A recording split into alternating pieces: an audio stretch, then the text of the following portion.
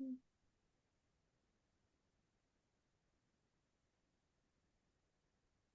morning, everybody. We'll give it a few more minutes for others to kind of join us. And we'll get started probably in about 3 minutes. Thank you. Good morning.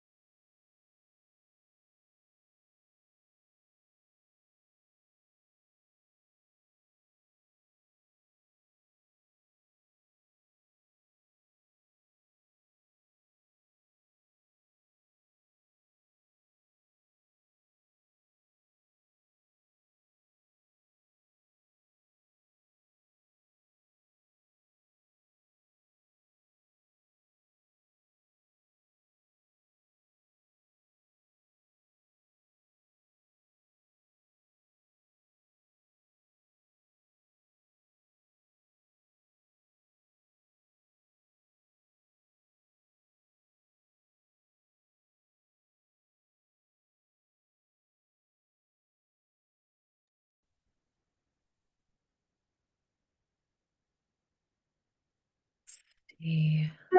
Okay.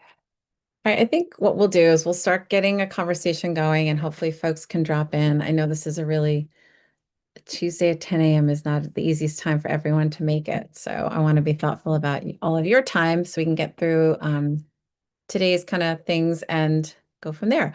Um, I'm grateful for all of you being able to make meetings, not make meetings. I also want to just stress that, like, don't worry about that. If you can't be at a meeting, it's okay.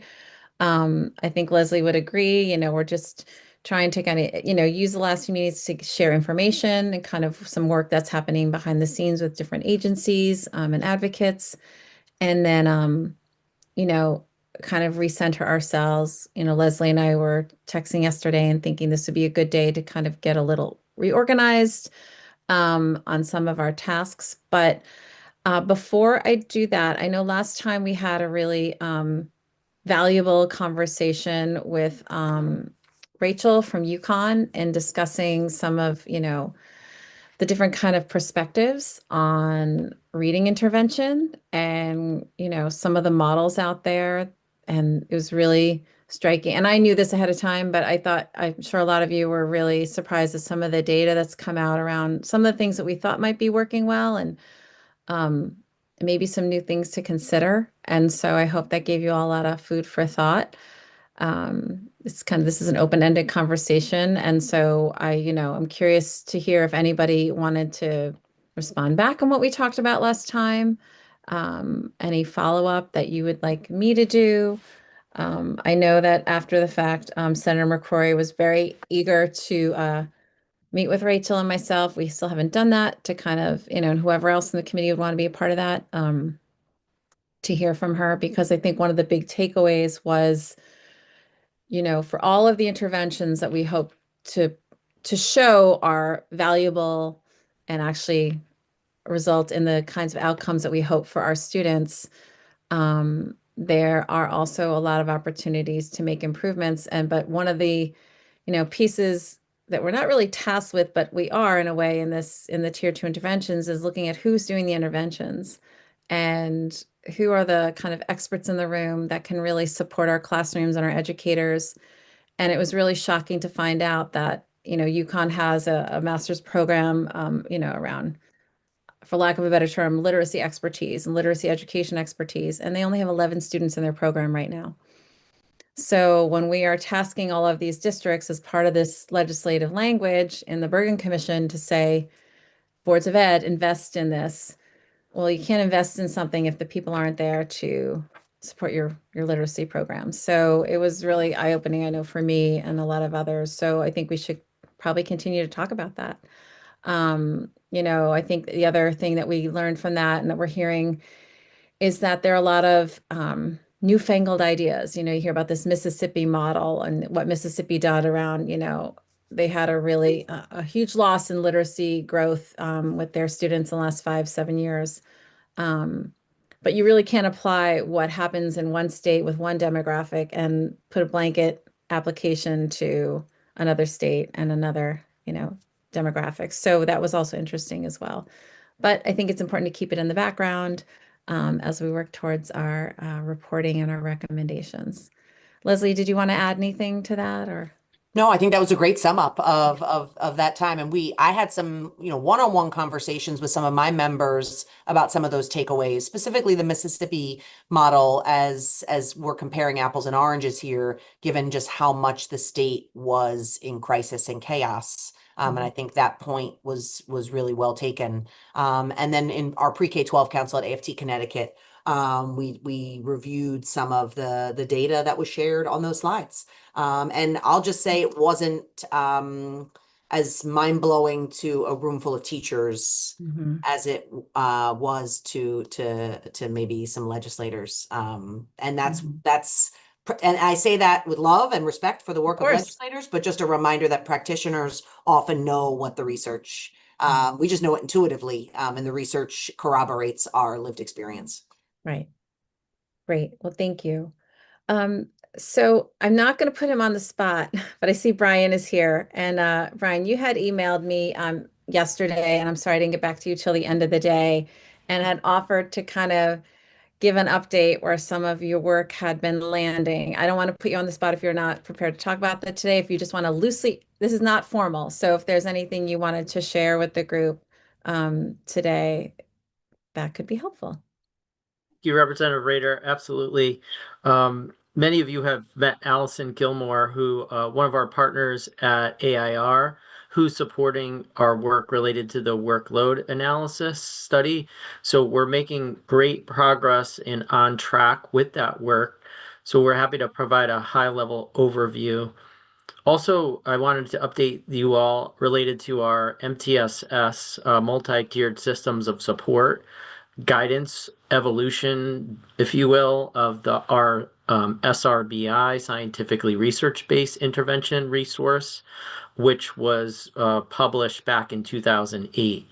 So we've been meeting all along. We have an internal CSDE team that represents many of our departments, including special education, academics, our turnaround office, and of course our performance office, just to name a few.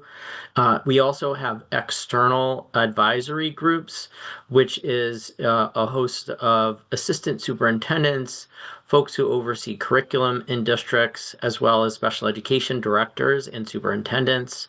And what we've had them do is to create a SWOT analysis, so identifying strengths, weaknesses, opportunities, and threats to the work related to general education interventions. Excuse me. What the field is looking for from as far as supports and resources for that work, the relationship to Child Find and how students are identified as being at risk for a specific learning disability and how that process leads to special education evaluation. And so we're excited about that work. We have an internal writing team that has begun to take our draft. We did a national landscape analysis and farmed out our current guidance documents to Hanover Institute, and they provided some recommendations for updates as well. So we have two amazing facilitators in that work from CERC and the Rusk Alliance, Aaron Dunn and Michelle LeBrun Griffin. And so they continue with that work. So as these discussions continue related to tiered intervention, our work at the department also continues in alignment with our efforts to improve student outcomes. So as that work progresses, we're happy to provide updates in that area. but Allison is prepared, if it's of interest to the group, just to provide a little more detail around our progress related to the workload analysis and the data that we've received and the report that will be the ultimate outcome, which we'll be sharing with you relatively soon. That would be wonderful. Allie, I'm happy to have you take the floor and share that with us. So thank you. Great. Thank Thanks you. for having me today. Thanks, Brian. So we have completed data collection. We fielded a survey to the special education teachers, speech and language pathologists, school psychologists, and school guidance counselors. So the certificated special education staff. Those data are in, analyzed, cleaned. We completed 10 expert panels with experienced folks in each of those groups. And then we completed an additional 4 focus groups, 2 with superintendents and 2 with special education directors. So we have all those data, they're analyzed, and we are working on writing up the results and the recommendations. We've additionally reviewed a sample of 30 CBAs to see if and how they're addressing special education workload. And we updated, there was an older review of what other states have done in terms of workload and caseload recommendations for staffing special education. We updated that and went through each state's policies to see what they recommend around caseload and workload, and extended it from just looking at special education teachers to those other 3 certificated groups. So we have a lot of data. It's organized sort of around 3 research questions, and then we're working through writing that all up and developing the recommendations. So it's exciting. It's a lot in a short amount of time, but we're finding really interesting results that I think are going to be really helpful to the state. So. That's great. And Allison, are you familiar with the language that's in the commission docket? Okay, so you're familiar with what we're tasked with. Okay, great. So we can kind of coordinate and see, now when do you feel that in terms of that responsibility of our subcommittee, when do you feel that your work might be able to inform some of that? Yeah. So we will have a complete draft to Brian's team for review on May 1st. So we're still aligning with that original timeline that aimed for July 1st. Great. Yeah. Are you able to, either in advance of May 1st or as part of the report, will you be sharing which contracts you looked at and or which districts employees participated? So we cannot share which districts participants were in, because that was part of our recruitment, is that we wouldn't share that information. We would keep that separate. But I don't see a reason why we couldn't share which district CBAs we chose, or that we sampled, given that those are public data and information. So we can share that definitely.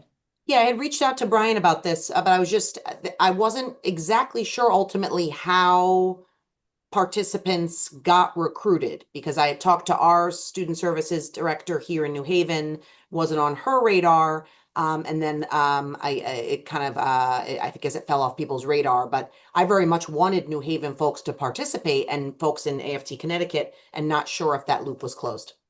In terms of the panels or the survey, just so I can. All the above. Oh, okay. So the individuals should have received survey links. So everybody who's in the CT SED system received a link to Yes. the Okay. Yes. Then for the panels. The panels would have been folks were nominated by the special services folks. So, Right. We had discussed that at a previous meeting, just about some of my wonderings related to nominations coming from management. And here we are. Yep. But everyone had the opportunity to participate in the survey. So that should be for everyone. Yep. Thanks. Sure. And Allie, if you see a kind of an arcing difference between the survey results and the focus group results, I mean, obviously you would interpret that to help inform our work, right? It wouldn't be like Absolutely. you're not I will ignoring tell you Leslie's point. Yeah. Yeah, the data are triangulating very well. Like we're pretty much I was, as a quantitative researcher, I was actually very surprised with how the estimates from the focus groups lined up so nicely with the survey. I will preview a caveat around school psychologists and school social workers. Their data on the survey, what we learned from the expert panels is their roles and what they're required to do, their responsibilities vary so substantially across the state that defining their job responsibilities and how the survey defined their job responsibilities didn't always align. So we're leaning less on their survey responses because, a really major finding, I think, is that a school psychologist in one district has such different job responsibilities from a school psychologist in another district, and the same with the social workers. It was a really interesting and important finding for thinking about local context and workloads. That's fascinating and something that I want to move towards, right? Because I think part of what we deal with is given that it's a workers' market, people move around and getting some clarity, like people have more options to move around now, looking at contracts, looking at hiring bonuses, Yeah. looking at all the vacancies. And given the what I'm hearing is such a wide differential of what the actual job description is, I'd be very curious of how we can get some additional clarity on that and what the State Department of Ed is interested in doing. Like what is a school social worker? Do we have an answer to that question? And should we have an answer to that question? I'm not sure. But that's fascinating, Allie. I appreciate Yeah. that. Yeah. I'm sorry that I jumped the queue. Amy, I'll pass the mic to you. Apologize. Amy, you had a question? Yeah, no, you didn't jump a queue. There's no queue here. I actually just wanted to respond to Leslie's question. The CSDE sent every director in the state the information to nominate individuals for this study. So every director had equal access to nominate individuals. So I just wanted to make sure that that was clear because you asked the question. Yes. Thank you, Amy. Yeah, I'll handle that locally. Thank you. Thank you. So Allie, in terms of, is there any is there anything you're already interpreting that might be beneficial for us to start to think about or, because time's going to get compressed and, Yeah, yeah. absolutely. So something we heard consistently, not in every district, but in many districts, the staffing shortages are just really increasing workload for everyone. So there's shortages of paraprofessionals. So speech language pathologists are being pulled to work as a paraprofessional for the day, or the special education teacher is covering all the job responsibilities that would have been delegated to a paraprofessional. There are substitute teacher shortages. So if someone is out, they can't get someone to substitute for special education teachers. And that creates these kind of cascading ripple effects with workload where people can't get their workload during the day. They can't necessarily deliver the services and they have to shuffle everything around. And that is something we heard from both the expert panelists and the superintendents and special education directors is that the people are entering the field of special education, and then when they do, they aren't staying. And that's creating major challenges around workload. So that just kind of came up naturally at the different levels of data we collected. And we also saw that we had open-ended response for one question on the survey where we just said, is there anything else you want us to know? And multiple people reported that just vacancies in their schools were a real problem. Well, I think it highlights some of the things that we're really seeing across the profession, right? When we were talking about literacy, there are 11 people in a graduate program at UConn to cover 169 municipalities. They're in the queue.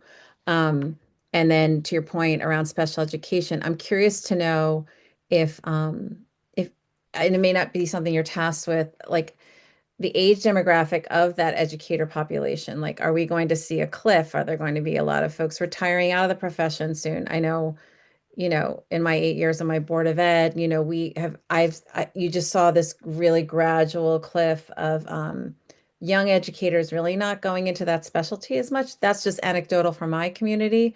But I'm just curious if your data is pulling any information around that, because I think the bigger picture is that we need to really look at the workforce development to support these districts. No matter at the end of the day, we can create all of these really wonderful recommendations around special education and general education. But if we don't have the talented folks to be in the classrooms with our kids, we're nowhere. So I'm curious if your data collects any sort of information around that, the demographics of our educators. We don't collect that information, excuse me, for this project.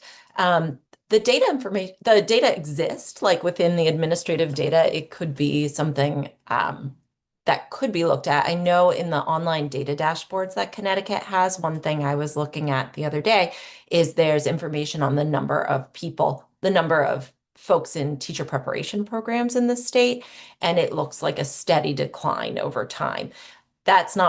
There's no way to disaggregate that within the public data to look at special education, but I would be surprised if it doesn't follow the same trend or even more of a trend or more of a steeper decline. So we haven't looked at that as part of this project, but I think it would be an important extension for thinking about addressing workforce issues moving forward. Absolutely. And then in the survey as well, were there components around the increasing student population identified and needing special ed intervention? We hear it again anecdotally throughout our districts, and I know, our districts are really struggling around the financial piece of that. But I'm curious if your data is starting to show a theme or a pattern there.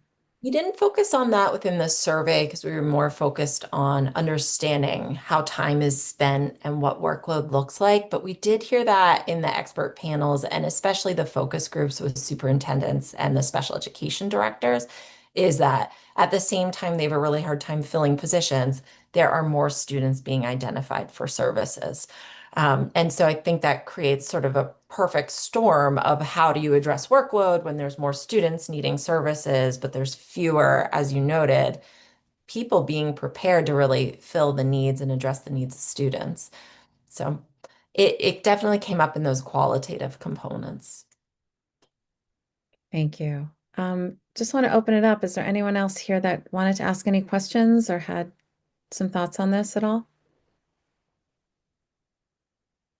Okay.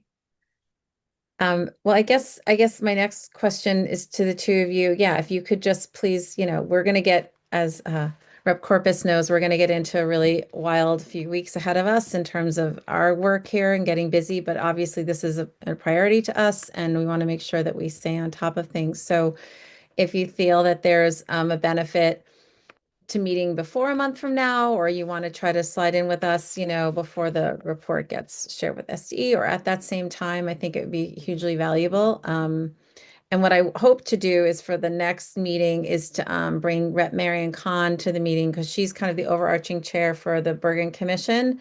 And she's been wanting to get to one of our meetings. And I think it would be extraordinarily valuable for her to be here when you all can share your findings with us. And help inform how we're going to put things together. Because it sounds like you're doing a lot of the heavy lifting for us, which is, that's what synergy is. So that's great. But I just want to make sure that we're staying on task with our charge. And if that has to change, it has to change. I keep thinking about our second responsibility around tier 2 interventions and literacy. And the meeting we had last time kind of upended all of our presumptions about what we might end up doing with this work in our subcommittee here. So doesn't sound like that'll be the case with you. It's more kind of sharing information with us and how we interpret it and how we make recommendations, to Leslie's point, So I'm grateful that we have you guys on our team. Leslie, is there anything else you wanted to add? No, this has been really helpful. I'm looking forward to the report. Yeah.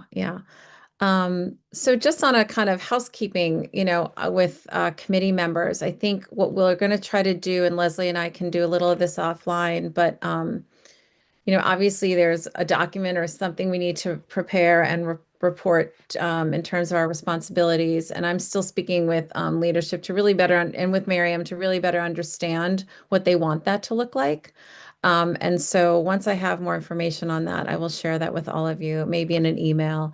But I don't want you all to anticipate hours of, drafting and writing. I mean, this will be a collective work, but obviously all of you are important and valuable in this. And I don't want it to just be that you came to some Zooms and listened in. I want, to hear from all of you. Leslie and I want to hear from all of you. And if there's something of the two kind of tasks we're been handed, if there's something you want to specifically contribute to or work on, please let us know. We're happy to accommodate you.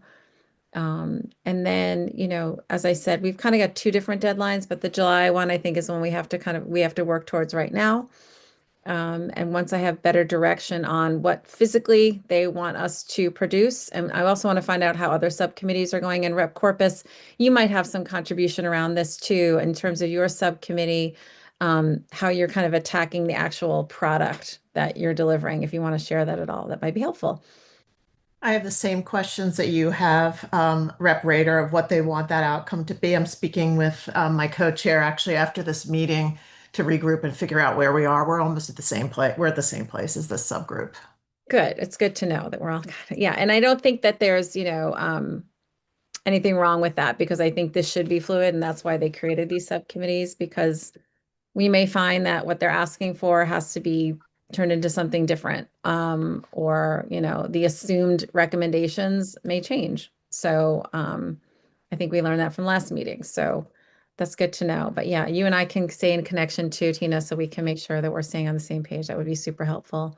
That would be great. I think it would be valuable. I'd love to hear what everyone on this call thinks would be valuable to report back in to either the Select Committee on Special Ed, although it doesn't exist, the Ed Committee, I guess. Yeah. Because there was an overarching view of what all of these Bergen subgroups ought to be doing. And it would be useful, whatever format's in, to bring that back to the Ed Committee, because that's who has in its mind where this whole special ed bill was supposed to go. Right, because the select committee doesn't exist anymore. Right. So you don't want to create this really valuable work and then where does it get filtered? Right. Yes. No, I agree with you. Yeah. And I was just texting with the House chair yesterday on something different, but I think you're right. And that's why I want to speak to Rep Con, because I think that's what we have to start to do next is take all this valuable work and make sure it gets filtered back so we can make changes or recommendations that actually can play out next year. Right. Or maybe even beforehand if it doesn't require legislation. So hopefully there are things that don't, because I don't want to slow the progress down. If we can capture some ideas that could be integrated for next school year. So Agreed. that's really a valuable point. Well, I'm so grateful for all of you sticking with us and bringing your great minds and ideas together. I really am enjoying this. I hope you are too. I know it gets in the weeds a little bit, but that's what a subcommittee is. So we'll keep working. And Leslie, we'll check in with each other hopefully later this week, but I'll do some outreach to Rep Corpus's point around, what are the expectations with this July reporting? Or is it just that we kind of, co-sign onto some of the work that's being done? So we're not doubling efforts. And we will go from there. But again, if anyone on this committee would like to, contribute more or be more engaged with anything, please don't hesitate to reach out to us. That's the whole point of this. No one's really in charge here. We're all just kind of working together and, we'll review kind of some of the deliverables and let you all know soon, if we see any flashing deadlines that we need to talk about. But I think we're in good shape. Leslie, anything else? No, thanks. No? Appreciate it. Okay. All right. Well, I know you guys are all very busy, so I'm glad we kept us to 30 minutes. And again, Allie and Brian, thank you for being here and sharing the development of your work. For the data nerds like me, it's very exciting. So I appreciate it. And we will meet again. Okay. Have a good day, Thanks. everyone. Do Take care. well. Bye.